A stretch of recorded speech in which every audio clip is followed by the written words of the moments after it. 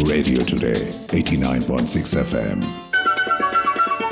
এখন শুনবেন রেডিও টুডের সন্ধ্যার খবর। একযোগে আপনারা শুনতে পাচ্ছেন ঢাকা, চট্টগ্রাম, কক্সবাজার, সিলেট, খুলনা, বরিশাল, বগুড়া, ময়মনসিংহ, কুমিল্লা ও কুষ্টিয়া এই 10টি কেন্দ্র থেকে।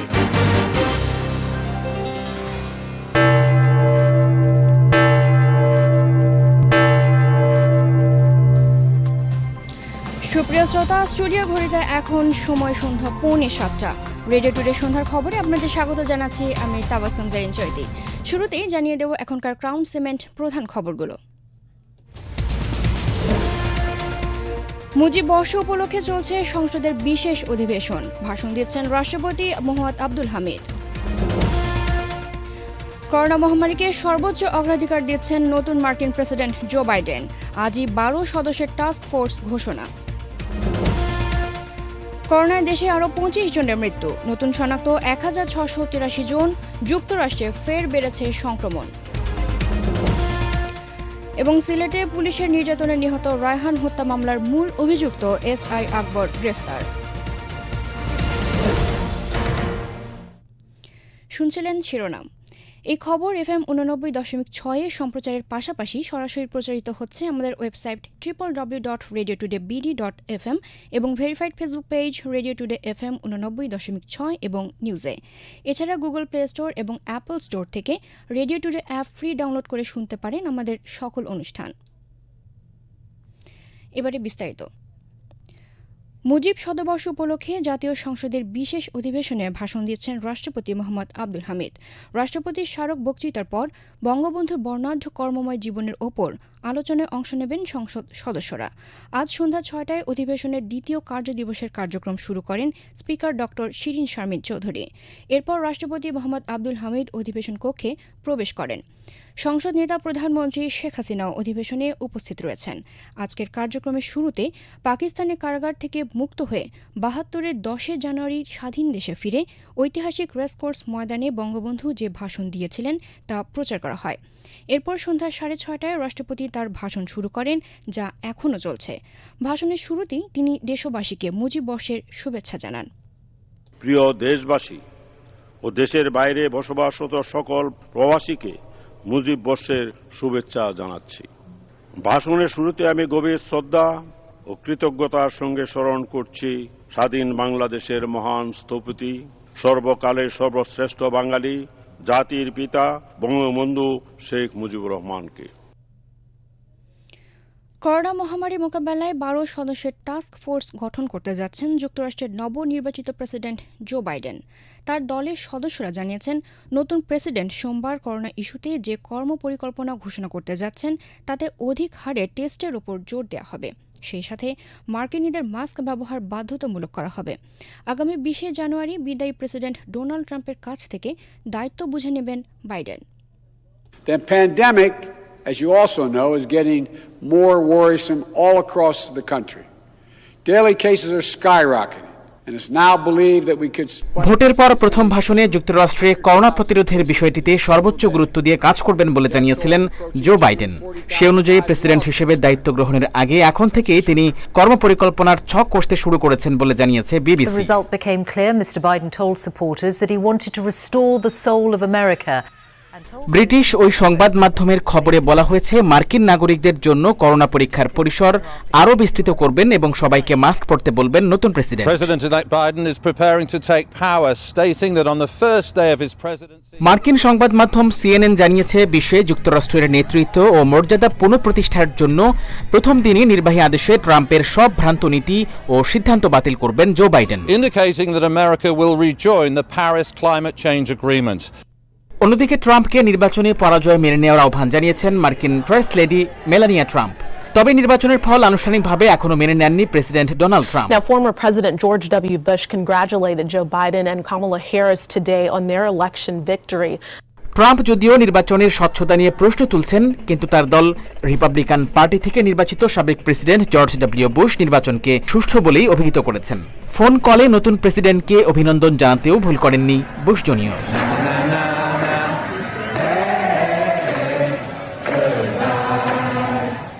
এদিকে নির্বাচনে ডেমোক্র্যাট প্রার্থীর বিজয়ে উৎসব চলছে বিভিন্ন স্থানে। সেই উৎসবে সামিল হয়েছেন বাইডেনের পূর্বপুরুষদের ভূমি আয়ারল্যান্ডের কার্লিফোর্ডের মানুষেরা।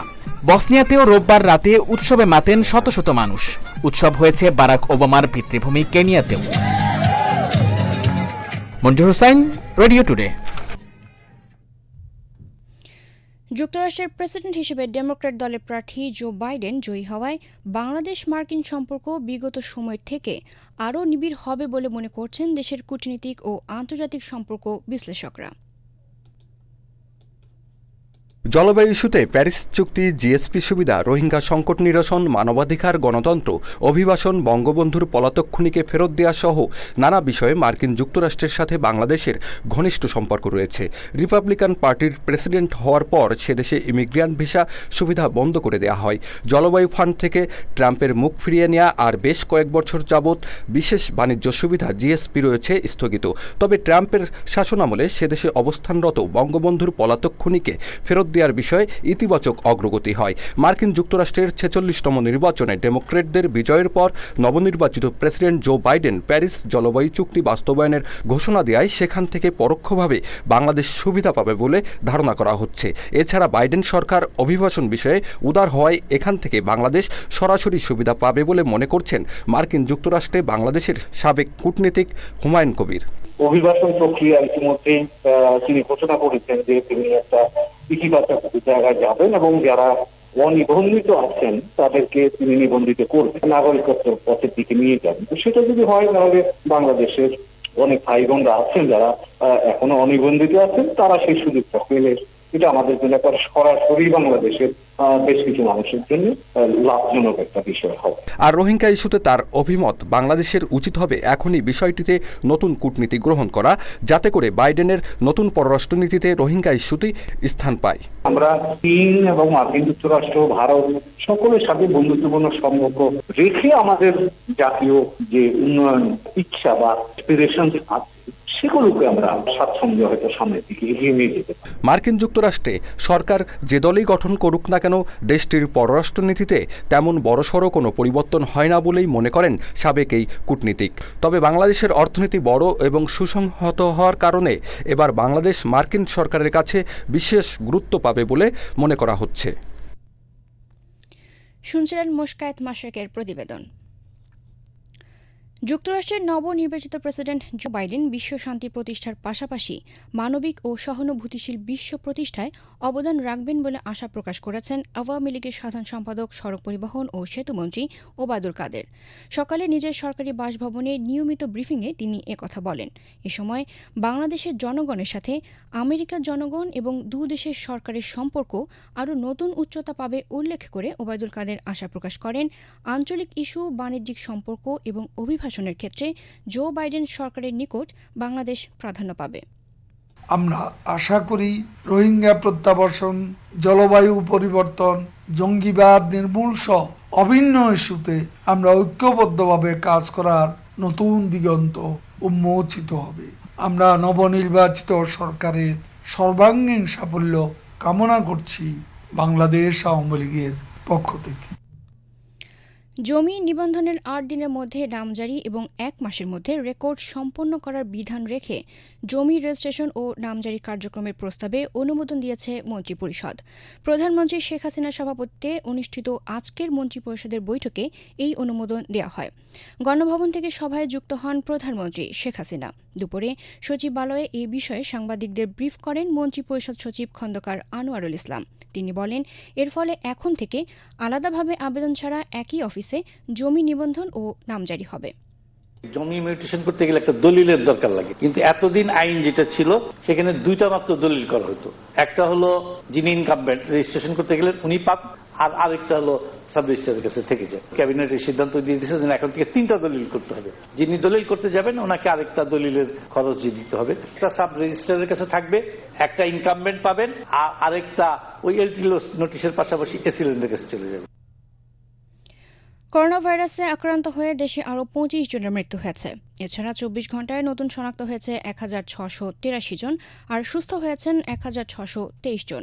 বিকেলে স্বাস্থ্য মন্ত্রণালয়ের এক সংবাদ বিজ্ঞপ্তিতে এসব তথ্য জানানো হয়েছে।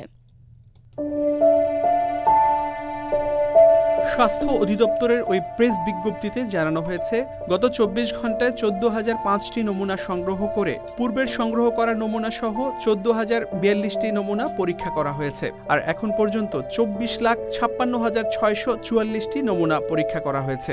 নমুনা পরীক্ষা করে গত 24 ঘন্টায় শনাক্ত হয়েছেন 1,683 জন। আর এখন পর্যন্ত মোট 4,21,921 জন করোনা শনাক্ত হয়েছেন। করোনা বিষয়ক সংবাদ বিজ্ঞপ্তিতে স্বাস্থ্য অধিদপ্তর আরও জানায়, দেশে গত 24 ঘন্টায় করোনা আক্রান্ত হয়ে মারা গেছেন 25 জন। ফলে এ পর্যন্ত মোট 6,092 জনের মৃত্যু হলো। একদিনে মৃত্যুবরণকারীদের মধ্যে 17 জন পুরুষ এবং 8 জন নারী। আর এখন পর্যন্ত পুরুষ 4,688 জন এবং নারী মৃত্যুবরণ করেছেন 1,404 জন। এদিকে 24 ঘন্টায় 1,623 জন সহ এখন পর্যন্ত মোট 3,39,768 জন সুস্থ হয়েছেন। আর এ সময়ের ভেতর আইসোলেশনে রাখা হয়েছে 150 জনকে। বর্তমানে আইসোলেশনে আছেন 12,198 জন। আর সেখান থেকে 24 ঘন্টায় 94 জন সহ এখন পর্যন্ত মোট ছাড় পেয়েছেন 75,269 জন।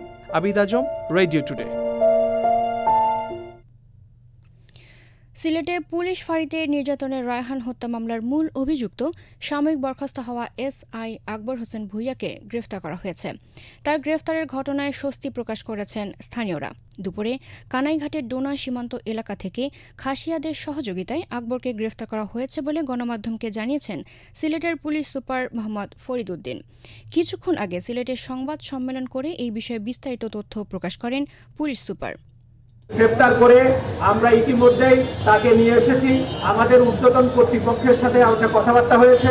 যথাযথ শাস্তির উদ্দেশ্যে এই বিচার প্রক্রিয়া সুষ্ঠুভাবে সম্পাদনের জন্য পুলিশের পক্ষ থেকে যা করণীয় তার সর্বোচ্চটাই করা হচ্ছে।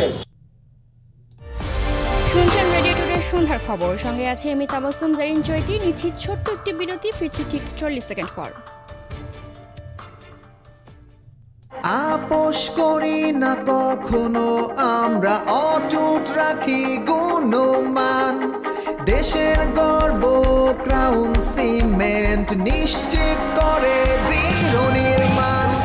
অটুট গুণার মানের কারণে ক্রাউন সিমেন্টের সুনাম আজ ছড়িয়ে পড়েছে বহির্বিশ্বে। দেশের সকল বৃহৎ স্থাপনা সহ ভারতের আগরতলায় ফ্লাইওভার, আন্তর্জাতিক মানের ক্রিকেট স্টেডিয়াম সহ বিভিন্ন গুরুত্বপূর্ণ স্থাপনা নির্মাণে ব্যবহৃত হচ্ছে ক্রাউন সিমেন্ট। এক্সপোর্ট লিডার হিসেবে ক্রাউন সিমেন্ট তিনবার অর্জন করেছে national export trophy. Crown cement রপ্তানির মাধ্যমে বাড়ছে দেশীয় পণ্যের সুনাম, সেই সাথে বৈদেশিক মুদ্রা অর্জনের মাধ্যমে জাতীয় উন্নয়নে বিশেষ অবদান রাখছে crown cement. Crown cement, quality changes the nation. বিরতির পর আমাদের সাথে আরও যারা যোগ দিয়েছেন তাদের স্বাগত জানাচ্ছি আমি তাবাসসুম জারিন চৈতি। FM 89.6 আপনারা শুনছেন রেডিও টুডে সন্ধ্যার খবর, যা একযুগে প্রচারিত হচ্ছে ঢাকা, চট্টগ্রাম, কক্সবাজার সহ দেশের বৃহত্তম শহরগুলোতে।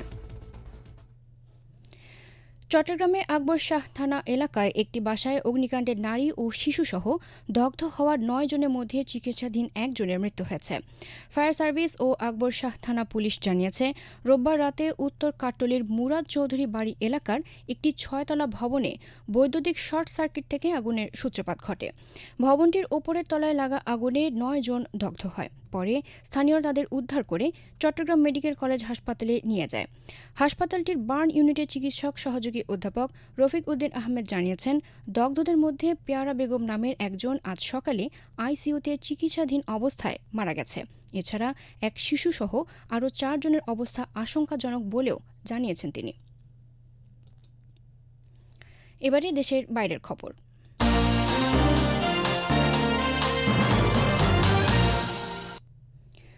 বিশ্বজুড়ে করোনা ভাইরাসে এ পর্যন্ত 12,63,000 মানুষের মৃত্যু হয়েছে। আর আক্রান্ত হয়েছেন 5,08,57,000 মানুষ, যাদের মধ্যে সুস্থ হয়েছেন 3,58,56,000 করোনা রোগী। এদিকে যুক্তরাষ্ট্রে গেল একদিনে ফের লক্ষাধিক মানুষের দেহে করোনা ভাইরাস শনাক্ত হয়েছে। বছর জুড়ে চলা করোনা সংক্রমণ সামলে ওঠার আগেই বিশ্বজুড়ে আছড়ে পড়েছে ভাইরাসটির দ্বিতীয় ঢেউ। এতে আশঙ্কাজনকভাবে বাড়তে শুরু করেছে সংক্রমণের হার। একদিনে আবারও 1 লাখের বেশি মানুষ শনাক্ত হয়েছে মার্কিন যুক্তরাষ্ট্রে। সেখানে সপ্তাহখানেকের বেশি সময় ধরে চলা নির্বাচনী আমেজে জনসমাগম বেড়ে যাওয়ায় সবকটি অঙ্গরাজ্যেই বাড়ছে সংক্রমণ। দেশটিতে একদিনেই 5 শতাধিক মানুষের মৃত্যু হয়েছে। Many who work in the ICU with COVID patients. সংক্রমণের হারে দ্বিতীয় অবস্থানে থাকা ভারতে নতুন আক্রান্তের সংখ্যা যুক্তরাষ্ট্রের প্রায় অর্ধেক হলেও একদিনে মৃত্যুর সংখ্যা প্রায় 500 জন। তবে নতুন করে লকডাউনের ঘোষণা না এলেও বেশ কিছু দর্শনীয় স্থান খুলে দেওয়ার ঘোষণা দিয়েছে দেশটি। Latest figures facing India. প্রাণহানিতে দ্বিতীয় সর্বোচ্চ ও সংক্রমণে 3-এ থাকা ব্রাজিলে শতাধিক মানুষের মৃত্যুসহ 10,000-এর বেশি মানুষের শনাক্তের খবর জানিয়েছে দেশটির স্বাস্থ্য বিভাগ। এছাড়া সংক্রমণের শীর্ষে থাকা অন্যান্য দেশগুলোর মধ্যে রাশিয়া সহ ইউরোপের দেশ ফ্রান্স ও যুক্তরাজ্যে বেড়েছে সংক্রমণ। একদিনে রাশিয়া ও যুক্তরাজ্যে 20,000-এর বেশি এবং ফ্রান্সে প্রায় 40,000 মানুষ সংক্রমিত হয়েছেন। মারাত্মক চ্যালেঞ্জের মুখে স্পেন ও ইতালি সহ ইউরোপের দেশগুলোর স্বাস্থ্য ব্যবস্থা। The second wave is crashing over Europe and intensive care capacity is close to breaking point. এশিয়ার দেশগুলোতেও শীতের আগমনে দ্বিতীয় ঢেউয়ের আশঙ্কা করা হচ্ছে। এরই মধ্যে সংক্রমণের সংখ্যা আশঙ্কাজনকভাবে বাড়তে থাকায় মালয়েশিয়ায় আংশিক লকডাউন সহ আজ থেকে সকল শিক্ষা প্রতিষ্ঠান বন্ধ করে দেওয়া হয়েছে। Malaysia is reimposing movement restrictions in its capital and surrounding areas. এদিকে বয়স্ক ব্যক্তিদের শরীরে রোগ প্রতিরোধ ক্ষমতা তৈরিতে আশাব্যঞ্জক খবর দিয়েছে অ্যাস্ট্রাজেনেকা। সোমবার এক আনুষ্ঠানিক ঘোষণায় শেষ পর্যন্ত ট্রায়ালে থাকা নিজেদের ভ্যাকসিনের সফলতার ঘোষণা দিয়েছে অক্সফোর্ড বিশ্ববিদ্যালয় গবেষকদের সাথে যৌথভাবে কাজ করা এই প্রতিষ্ঠান। Drug maker AstraZeneca says the COVID-19 Shakhawat vaccine Suman, radio today. University of Oxford, which is স্বাস্থ্যগত কারণে তুরস্কের অর্থমন্ত্রী পদ থেকে সরে দাঁড়িয়েছেন প্রেসিডেন্ট রিসেপ তাইয়েপ এরদোয়ানের জামাতা বিরাত আল বিরাক। তুর্কি কর্মকর্তাদের বরাত দিয়ে মিডল ইস্ট আই এ খবর জানিয়েছে। 2018 সাল থেকে আল বিরাক তুরস্কের অর্থমন্ত্রীর দায়িত্ব পালন করে আসছিলেন। স্বাস্থ্যগত কারণ তুলে ধরে নিজের ইনস্টাগ্রামে পদত্যাগের ঘোষণা দেন আল বিরাক। তুরস্কের কেন্দ্রীয় ব্যাংকের গভর্নরকে বরখাস্ত করে সাবেক অর্থমন্ত্রী নাসি আল বাককে সেখানে বসানোর একদিন পর আল বিরাক পদত্যাগ করলেন। চলতি বছরে ডলারের বিপরীতে লিরার মূল্য 30% পড়ে যাওয়ায় তুর্কি প্রেসিডেন্ট দেশটির কেন্দ্রীয় ব্যাংকের গভর্নরকে সরিয়ে দেওয়ার সিদ্ধান্ত নেন বলে জানিয়েছেন তুরস্কের গণমাধ্যমগুলো। আর্মেনিয়ার সঙ্গে চলমান সংঘাতে নাগোর্নো কারাবাখে আর্মেনীয় বিচ্ছিন্নতাবাদীদের কাছ থেকে কারাবাখের গুরুত্বপূর্ণ একটি শহরের নিয়ন্ত্রণ নেওয়ার দাবি করেছে আজারবাইজান। রোববার কারাবাখের সুসা শহরের নিয়ন্ত্রণ নেওয়ার এই দাবি করেন আজারবাইজানের প্রেসিডেন্ট ইলহাম আলিয়েভ। তবে নিয়ন্ত্রণ হারানোর কথা অস্বীকার করেছে আর্মেনিয়া। ব্রিটিশ সংবাদ মাধ্যম বিবিসি এ খবর জানিয়েছে। নাগোর্নো কারাবাখ অঞ্চল নিয়ে আর্মেনিয়া ও আজারবাইজানের পুরনো সংঘাত গত 27 সেপ্টেম্বর থেকে নতুন করে আবারও শুরু হয়। এরই মধ্যে সংঘাতে প্রাণহানি হয়েছে প্রায় 2,000 মানুষের। সংঘাত নিরসনে রাশিয়ার উদ্যোগে আর্মেনিয়া আজারবাইজানের 2টি অস্ত্রবিরতি চুক্তিতে পৌঁছার পরও লড়াই থামেনি। সর্বশেষ যুক্তরাষ্ট্রের পক্ষ থেকে সংঘাত নিরসনের প্রচেষ্টা চালানো হয়। এর অংশ হিসেবে তৃতীয় দফার অস্ত্রবিরতিতে পৌঁছায় দুই দেশ। সেটিও ব্যর্থ হলে পুনরায় অস্ত্রবিরতির আলোচনায় বসলেও তাতেও কোনো সমঝোতা হয়নি। এবারে জানাবো ব্যবসা বাণিজ্যের খবর।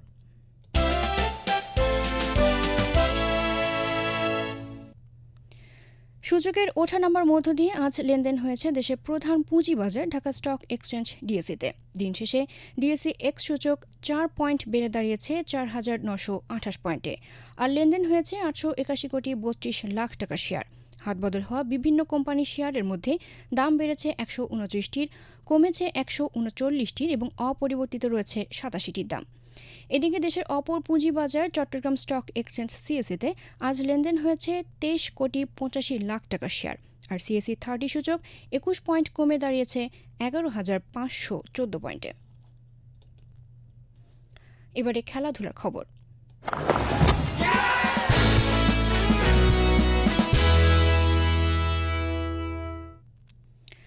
আইপিএল। ইন্ডিয়ান প্রিমিয়ার লিগ আইপিএলের দ্বিতীয় কোয়ালিফায়ারে সানরাইজার্স হায়দ্রাবাদকে 17 রানে হারিয়ে ফাইনালে উঠেছে দিল্লি ক্যাপিটালস। আবুধাবির শেখ জায়েদ স্টেডিয়ামে দিল্লির ছুড়ে দেওয়া 190 রানের টার্গেটে খেলতে নেমে 8 উইকেটে 172 রান তুলতে সমর্থ হয় হায়দ্রাবাদ। ফলে আগামীকাল আইপিএলের ফাইনালে শিরোপার লড়াইয়ে মুম্বাই ইন্ডিয়ান্সের মুখোমুখি হবে দিল্লি ক্যাপিটালস। এবারে টেবিল টেনিসের খবর। ওয়ালটনের পৃষ্ঠপোষকতায় মার্সেল বিএসপিএ স্পোর্টস কার্নিভাল 2020-এর ষষ্ঠ দিনে আজ অনুষ্ঠিত হয়েছে টেবিল টেনিস ইভেন্ট। রাজধানীর তাজউদ্দিন আহমেদ উডেন ফ্লোরে অনুষ্ঠিত এই আয়োজনের এককে চ্যাম্পিয়ন হয়েছেন মাহমুদুন নবী চঞ্চল। আর দ্বৈতে চ্যাম্পিয়ন হয়েছেন রুবেল খান ও মাহমুদুন নবী চঞ্চল জুটি। তার আগে এই ইভেন্টের উদ্বোধন করেন ওয়ালটন গ্রুপের নির্বাহী পরিচালক FM ইকবাল বিন আনোয়ার ডন। বিশ্বকবি আল্লামা ইকবালের জন্মদিনে শুনুন আজকের সেলিব্রিটি খবর।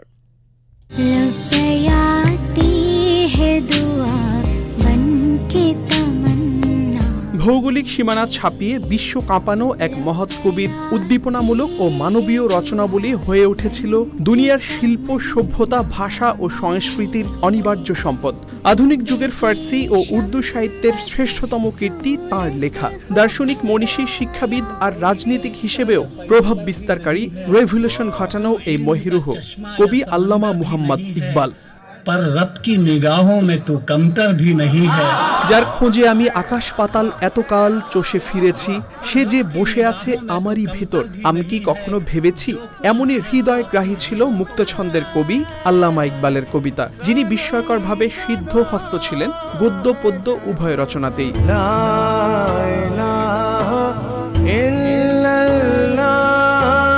দর্শন, অর্থনীতি ও ধর্ম থেকে শুরু করে আধ্যাত্মিকতার মতো বিমূর্ত বিষয়ে প্রাণ খুঁজে পেয়েছে সেরা প্রতিভাবান মানুষটির জাদুর কলমে। নিজ জাতির স্বজাত্যবোধ, চিরকালীন শাশ্বত মুক্তি ও ধর্মীয় কল্যাণী চেতনা ছাড়াও নিপীড়িত মজলুম গণমানুষের পক্ষে মানবতাবোধের জয়গানি ছিল ইকবালের কবিতার মূল উপজীব্য।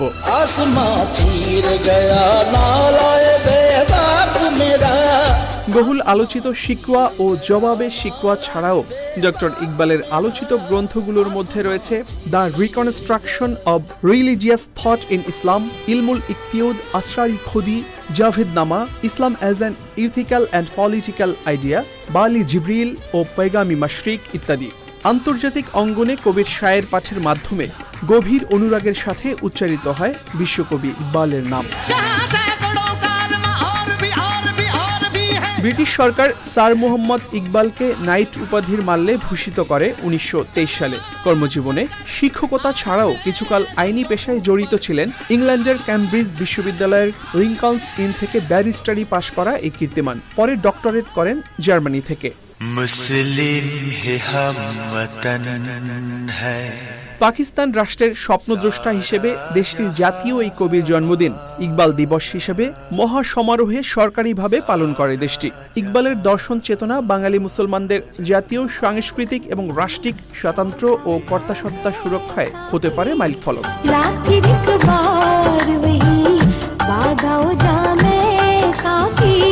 1877 সালের আজকের দিনে ব্রিটিশ ভারতের পাঞ্জাবে জন্ম নেয়া আল্লামা ইকবাল প্রশান্ত চিত্তে আল্লাহু শব্দ উচ্চারণ করে অনন্তলোকে হারিয়ে যান 1938 সালের 21শে এপ্রিল।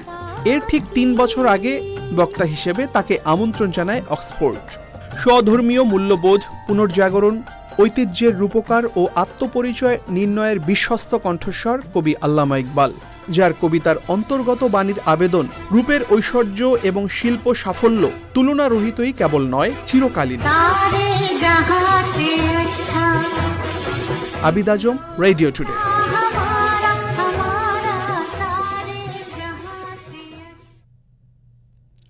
জানিয়ে দেব সর্বশেষ ওয়েদার আপডেট।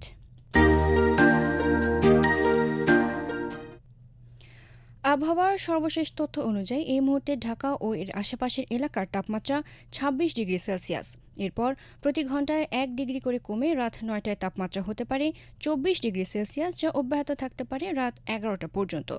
আবহাওয়া অফিসারের বুলেটিনের তথ্য মতে এই মুহূর্তে ঢাকার আকাশ পরিষ্কার আর হালকা বাতাস বইছে উত্তর দিক থেকে, যার গতিবেগ ঘন্টায় সর্বোচ্চ 7 কিলোমিটার।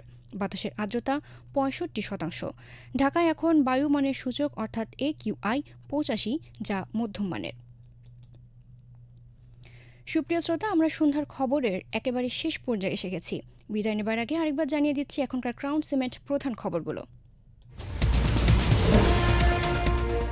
মুজিব বর্ষ উপলক্ষে চলছে সংসদের বিশেষ অধিবেশন। ভাষণ দিচ্ছেন রাষ্ট্রপতি মোহাম্মদ আব্দুল হামিদ। করোনা মহামারীকে সর্বোচ্চ অগ্রাধিকার দিচ্ছেন নতুন মার্কিন প্রেসিডেন্ট জো বাইডেন। আজই 12 সদস্যের টাস্ক ফোর্স ঘোষণা। করোনায় দেশে আরও 25 জনের মৃত্যু, নতুন শনাক্ত 1683 জন। যুক্তরাষ্ট্রে ফের বেড়েছে সংক্রমণ। এবং সিলেটে পুলিশের নির্যাতনে নিহত রায়হান হত্যা মামলার মূল অভিযুক্ত এসআই আকবর গ্রেফতার। এই ছিল রেডিও টুডের সন্ধ্যার খবরে, যা আপনাদের কাছে পৌঁছে দিতে কাজ করছেন দেশ বিদেশে রেডিও টুডের শতাধিক সংবাদকর্মী। এরপর রাত 10টায় শুনবেন রেডিও টুডে ও ভয়েস অফ আমেরিকার যৌথ প্রযোজনায় আমাদের ইংলিশ নিউজ বুলেটিন, আর 11:15টায় মধ্যরাতের খবর। যে যেখানে আছেন ভালো থাকুন, নিরাপদে থাকুন, করোনা সংক্রমণ মুক্ত থাকুন, সামাজিক দূরত্ব বজায় রাখুন আর থাকুন রেডিও টুডের সাথে। এই প্রত্যাশায় বিদায় নিচ্ছি আমি তাবাসসুম জারিন চৈতি।